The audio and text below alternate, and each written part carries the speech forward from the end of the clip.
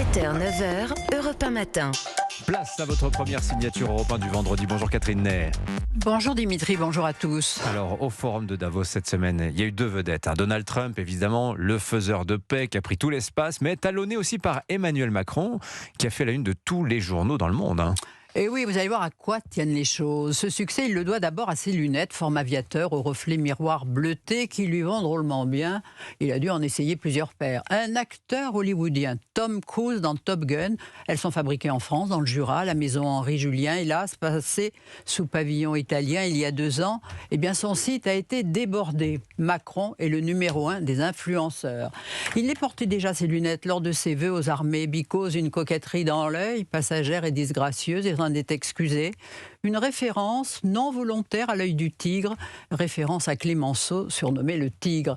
Et c'est chaussé de ces lunettes-là qu'à la tribune de Davos, il a déclaré qu'il ne fallait pas se laisser impressionner par Trump, qui cherche à affaiblir l'Europe, laquelle, dit-il, a des outils très puissants pour riposter son fameux bazooka.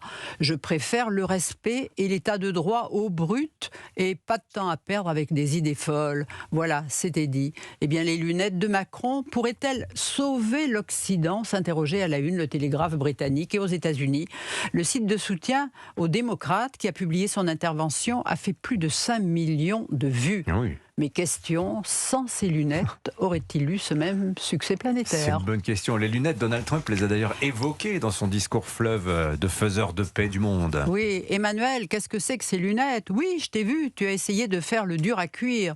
C'est qu'il n'a pas supporté qu'Emmanuel Macron refuse de participer à son conseil de paix, un ONU bis où il aurait le dernier mot. Prix d'entrée, 1 milliard.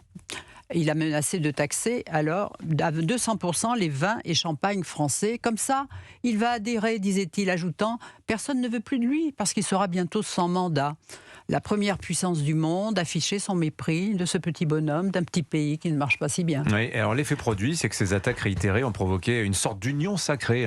Ah oui, et là, pour le coup, le bon peuple n'en revient pas d'entendre. Raphaël Glucksmann a porté son soutien au président. Bon, mais plus inédit encore, Jean-Luc Mélenchon, en débat avec Jean-Noël Barrot, a approuvé et soutenu le président de ne pas participer à ce Conseil de paix et proposé de discuter du Groenland au niveau du Conseil de sécurité de l'OTAN, alors que la veille, son groupe, LFI, à l'Assemblée nationale, exigeait le retrait de la France de l'OTAN.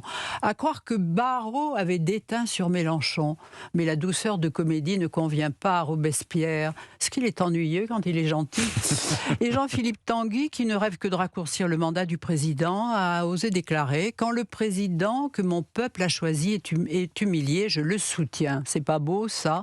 Mais question encore, combien de temps va durer la trêve ? Ouais, ça s'appelle l'effet drapeau. Merci beaucoup pour votre regard, Catherine Ney, sur l'actualité.